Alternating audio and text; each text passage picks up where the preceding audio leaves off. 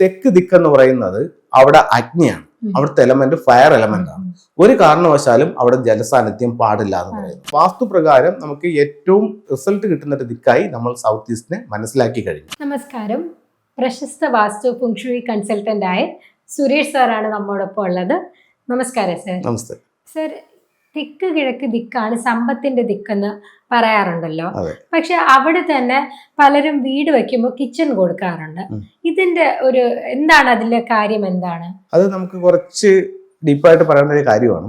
എന്താന്ന് വെച്ച് കഴിഞ്ഞാൽ നമ്മളിവിടെ രണ്ട് ശാസ്ത്രങ്ങളെ ഒരേ രീതിയിൽ നമ്മൾ ഉപയോഗപ്പെടുത്തുകയാണ്. അതായത് ഭാരതത്തിന്റെ വാസ്തുപ്രകാരം നമുക്ക് 4 കോർണറുണ്ട്: കന്നിമൂല, വായുകോണ്, ഈശാനകോണ്, അഗ്നികോണ്. അപ്പോൾ ഒരു വീടിന്റെ പ്ലാൻ എടുക്കുമ്പോൾ നമുക്ക് അടുക്കളയ്ക്ക് ഏറ്റവും ഗുണപ്രദമായി വാസ്തുവിൽ പറയുന്ന ദിക്ക് അഗ്നികോണാണ്. കാരണം അഗ്നി എന്ന് പറയുന്ന പേര് ആ ദിക്കിലേ വന്നിട്ടുള്ളൂ, മറ്റു 3 ദിക്കുകളിൽ ആ പേരില്ല. അപ്പൊ നമ്മൾ അവിടെ അപ്പോൾ നമ്മൾ പല വീടുകളുടെ പഠന വിഷയത്തിൽ എടുക്കുമ്പോൾ അഗ്നികോണ് നല്ല റിസൾട്ട് തരുന്നുണ്ട്. മനസ്സിലായില്ലേ? അതേസമയം ഈശാന കോണിൽ കിച്ചൺ ചെയ്യാന്നും പറഞ്ഞ് ഒരുപാട് കൺസൾട്ടന്റുമാർ ആ ദിക്കിൽ ചെയ്യുന്നുണ്ട്. അപ്പൊ അത് നമ്മൾ പഠനത്തിന് എടുക്കുമ്പോൾ പല വീടുകളിലും അത്തരം വീടുകൾക്ക് നമുക്ക് വീട്ടിൽ സ്വർണം നിൽക്കാതെ വിറ്റോ പണയം വെച്ചോ പോകുന്ന ഒരു അവസ്ഥയും അവിടെ ചെയ്യുന്നുണ്ട്. മാത്രവുമല്ല, അതിന്റെ മുകളിലോട്ട് ഈശാന കോണിലെ അടുക്കള കുറച്ച് ബുദ്ധിമുട്ടുകൾ കാണിക്കുന്ന ഒരുപാട് വീടുകളുണ്ട്. എന്നാൽ ഈശാന കോണിൽ നല്ല രീതിയിൽ പോകുന്ന വീടുകളും ഉണ്ട്. അത് ആ വീടിന്റെ ഫ്ലെയിങ് സ്റ്റാറും കൂടെ എടുത്തിട്ടാണ് നമ്മള് വീടിന്റെ വാസ്തു, ഫെങ്ഷുയി, ഫ്ലെയിങ് സ്റ്റാർ, അങ്ങനെ പല മേഖലകളായിട്ട് നമ്മൾ ആ വീടിനെ കറക്റ്റ് ചെയ്യും. ഇപ്പൊ എല്ലാ വീട്ടിന്റെയും നമുക്ക് ഇങ്ങനെ ഫോണിൽ കൂടെ പറയാൻ അങ്ങനെ പറ്റില്ല. നമുക്ക് ആ വീടിന്റെ കണക്കുകൾ എടുക്കണം, ആ വീടിന്റെ ഗൃഹനാഥന്റെ ഡേറ്റ് ഓഫ് ബർത്ത് എടുക്കാം. അങ്ങനെയൊക്കെ ഒരുപാട് രീതിയിൽ നമുക്ക് അതിനെ കറക്റ്റ് ചെയ്യാം. ഒരു വീട്ടിലേക്ക് നമ്മൾ കടന്നു ചെല്ലുമ്പോൾ നമ്മൾ ചെന്ന് കാലുകുത്തുന്ന ആ നിമിഷം മുതൽ ആ വീട് സമ്പന്നതയിലേക്കും സൗഭാഗ്യത്തിലേക്കും വരാൻ എന്തൊക്കെ മാർഗങ്ങൾ നമുക്ക് സ്വീകരിക്കാം, അവർക്ക് എന്തൊക്കെ പറഞ്ഞു കൊടുക്കാം. നമ്മളൊരാൾ കൺസൾട്ടിങ് വിളിക്കുന്നു, അവരുടെ ജീവിതത്തിൽ പല ദുഃഖങ്ങളും ദുരിതങ്ങളും കൊണ്ടിട്ടാണല്ലോ നമ്മൾ വിളിക്കുന്നത്. അപ്പൊ നമ്മൾ അവിടെ കടന്നു ചെല്ലുമ്പോൾ ഒരു പ്രാർത്ഥനയോട് കൂടിയാണ് നമ്മൾ ആ വീട്ടിൽ കയറുന്നത്.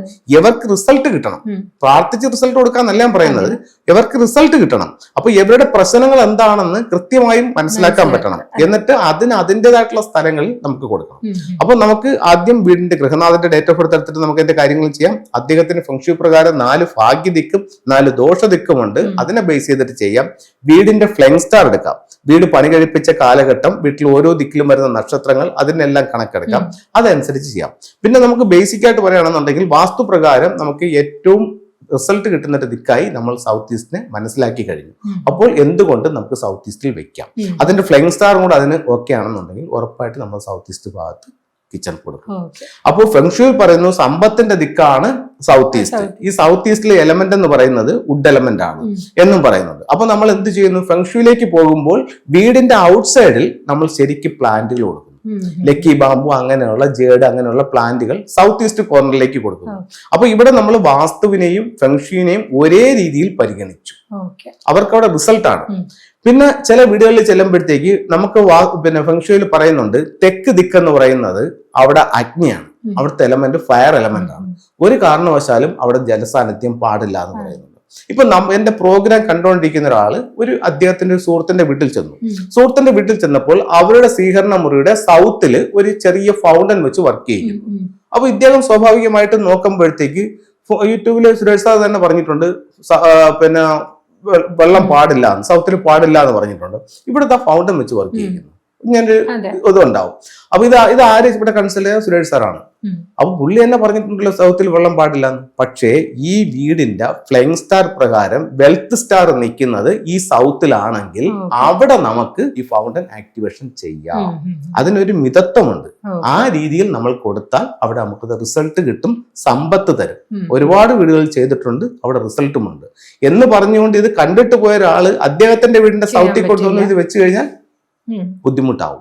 മനസ്സിലായില്ലേ? അപ്പൊ ഓരോ വീടിന്റെയും കണക്കുകളും അവിടുത്തെ ഗൃഹനാഥന്, അവിടുത്തെ ഫ്ലൈങ് സ്റ്റാർ ഒക്കെ നമ്മൾ കണക്കാക്കിയിട്ടാണ് അത്തരം കാര്യങ്ങൾ ചെയ്യുന്നത്. Okay sir. ഇതിപ്പോ ഓൾറെഡി വെച്ചൊരു വീട്ടിൽ ഇങ്ങനെയൊക്കെ ചെയ്യുമ്പോൾ അവർക്ക് ഇനി വേണ്ടത് പരിഹാരങ്ങളാണ്. നമുക്ക് ഇതാണെങ്കിലും ആ ഒരു പ്രോസസ്സ് വഴി സാർ എപ്പോഴും മുന്നേ എപ്പിസോഡ്സ് കണ്ടവർക്കാണെങ്കിൽ മനസ്സിലാവും, സാർ ടൂൾസ് പറഞ്ഞു കൊടുക്കാറുണ്ട്. അത് ട്രൈ ചെയ്ത് റിസൾട്ട് വന്നവർ നമുക്ക് കമന്റ്സിൽ ഇടാറുണ്ട്. അപ്പൊ അങ്ങനെ ഇതിനും പറ്റുമോ നമുക്ക്? തീർച്ചയായിട്ടും പറ്റും. ഇപ്പോഴത്തേക്കെന്ന് പറഞ്ഞാൽ നമുക്ക് വീടിന്റെ ഇത് ഫ്ലൈങ് സ്റ്റാർ എടുത്തുകൊണ്ട് ഓരോ ദിക്കിലും വരുന്ന എലമെന്റുകളെ ബാലൻസ് ചെയ്യാനായിട്ട് അതിന് ആനുപാതികമായിട്ടുള്ള എലമെന്റുകൾ കൊടുത്തുകൊണ്ട് കറക്റ്റ് ചെയ്യാൻ പറ്റും. വീടിന്റെ സ്വീകരണമുറി എടുത്തുകൊണ്ട് സ്വീകരണമുറിയുടെ ഓരോ ദിക്കുകളും നമ്മൾ മനസ്സിലാക്കിക്കൊണ്ട് ആ വ്യക്തിയുടെ ആവശ്യം എന്താണോ ആ ആവശ്യത്തിനനുസരിച്ചിട്ടുള്ള ടൂളുകൾ കൊടുത്തുകൊണ്ട് നമുക്ക് അതിനെ കറക്റ്റ് ചെയ്യാനായിട്ട് പറ്റും. ചില വീടുകളിൽ ചെല്ലുമ്പോഴത്തേക്ക് അവര് തന്നെ കണ്ടിട്ട് ഒരുപാട് ടൂളുകൾ വാങ്ങിച്ചു വെക്കുന്നുണ്ട്. മനസ്സിലായില്ലേ? അതെല്ലാം അവർക്ക് പലതരത്തിലുള്ള റിസൾട്ടുകൾ കിട്ടുന്നുണ്ട്. ഇപ്പൊ അവര് എല്ലാ ടൂളും കൊണ്ട് ഒരു ദിവസം രാവിലെ വാങ്ങിച്ചു വെക്കുകയല്ല. ഇപ്പൊ അവര് യൂട്യൂബ് കണ്ടിട്ട് ഇപ്പൊ നമ്മുടെ ഒരു പ്രോഗ്രാം കണ്ടിട്ട് ഇന്ന ഒരു ടൂൾ ഇന്ന ദിക്കിൽ വെക്കുകയാണെന്നുണ്ടെങ്കിൽ നമുക്ക് അവിടെ റിസൾട്ട് കിട്ടുമെന്ന് പറയുന്നുണ്ട്. ഇവർ ഈ ടൂൾ വാങ്ങിച്ച് അവിടെ വെച്ചപ്പോൾ അവർ ഉദ്ദേശിച്ച റിസൾട്ട് അവിടെ കിട്ടി. അപ്പൊ മറ്റൊരു ടൂളിനെ അവർ ഓർഡർ കൊടുക്കും. ഇപ്പൊ ഒരു ടൂൾ വാങ്ങിച്ച് നമ്മൾ ഒരാളെ ടൂൾ വാങ്ങിച്ചിട്ട് അവർ ഒരു മാസം കഴിഞ്ഞ് വിളിക്കുന്നു, അല്ലെങ്കിൽ 2 മാസം കഴിഞ്ഞ് വിളിക്കുന്നു, സാറിന്റെ കയ്യിൽ നിന്ന് ഇന്ന ഡേറ്റിൽ നിന്ന് ഒരു സാധനം വാങ്ങിച്ചിട്ടുണ്ട്, അത് നമുക്ക് വെച്ചിട്ട് ഇന്ന റിസൾട്ട് കിട്ടി, നമുക്ക് ഇന്ന ടൂളും കൂടെ വേണം. അപ്പൊ ആ ടൂള് വെക്കുമ്പോഴും നമുക്ക് റിസൾട്ട് കിട്ടും. ടൂള് വെച്ച് റിസൾട്ട് കിട്ടും. അതിനോടൊപ്പം തന്നെ നമുക്ക് അതിന്റെ കൺസൾട്ടിങ് എടുത്തുകൊണ്ട് ചെയ്യുമ്പോൾ ഈ റിസൾട്ട് 10 മടങ്ങായി വർദ്ധിക്കും. മറ്റത് നമ്മളൊരു ആവശ്യത്തിന് നമ്മൾ ഒരു ഉദാഹരണം പറയുകയാണെങ്കിൽ മെഡിക്കൽ സ്റ്റോറിൽ ചെന്നിട്ട് വിവരം പറഞ്ഞ് മരുന്ന് വാങ്ങിച്ചു കഴിക്കുന്നു. മറ്റേതെന്ന് പറഞ്ഞു കഴിഞ്ഞാൽ എന്താണ് പ്രശ്നം എന്നുള്ളത് സ്കാൻ ചെയ്തിട്ട് അതിന് റെമഡി ചെയ്യുന്നു. അങ്ങനെയുള്ള കാര്യങ്ങൾ. അപ്പോ എല്ലാ കാര്യങ്ങളും നമുക്ക് ഒരു പക്ഷേ നിങ്ങളെ കമന്റ്സിലൂടെ ക്വസ്റ്റ്യൻസ് ഇട്ട് ഞങ്ങള് ആൻസർ തന്നാലും നിങ്ങൾക്കത് ക്ലിയർ ആവണം എന്നില്ല. അപ്പോൾ അങ്ങനെ ഉള്ളപ്പോഴാണ് സാറിനെ കൺസൾട്ട് ചെയ്യേണ്ടത്. അതിനാണ് കോൺടാക്ട് നമ്പർ എല്ലാം നമ്മൾ പ്രൊവൈഡ് ചെയ്യുന്നതും. അപ്പോൾ ഇതിപ്പോൾ ഇന്ന് ചോദിച്ച ചോദ്യത്തിലെ ഫുങ്ഷുവും വാസ്തുവും കൂടെ നമ്മൾ കമ്പൈൻഡ് ആയിട്ടാണ് സാറ് സംസാരിച്ചിട്ടുള്ളത്. നമ്മളൊരു വീട്ടിലേക്ക് കടന്നു ചെല്ലുമ്പോൾ അവർക്ക് ആ വീട്ടുകാരനെ സംബന്ധിച്ചിടത്തോളം ഞാൻ ഫെങ്ഷു ചെയ്യുന്നുണ്ടോ, ഞാൻ വാസ്തു ചെയ്യുന്നുണ്ടോ, ഞാൻ പിരമിഡ് വാസ്തു ചെയ്യുന്നുണ്ടോ എന്നുള്ളത് അവിടെ സബ്ജക്റ്റ് അല്ല. അവരുടെ വിഷയത്തിൽ നിന്ന് അവർക്ക് ഓവർകം ചെയ്യണം, അവർക്ക് റിസൾട്ട് വരണം എന്നുള്ളതാണ് പ്രതീക്ഷിക്കുന്നത്. അപ്പൊ അത് കൊടുക്കുക എന്നുള്ളതാണ് എന്നിലെ ജോലി. ഓക്കെ. അപ്പം പ്രീവിയസ് എപ്പിസോഡ്സ് കാണാം. അതിൽ ഇതേപോലെ കമന്റ്സിൽ വന്ന ചോദ്യങ്ങൾ തന്നെയാണ് നമ്മൾ ഓരോ എപ്പിസോഡായിട്ട് കാണിക്കുന്നതും ഇനിയുള്ള എപ്പിസോഡിലും അങ്ങനെ തന്നെയാണ് ചെയ്യുന്നത്. തുടർന്നുള്ള എപ്പിസോഡ് എല്ലാവരും കാണും. ഇന്നത്തെ എപ്പിസോഡ് ഇവിടെ അവസാനിക്കുന്നു.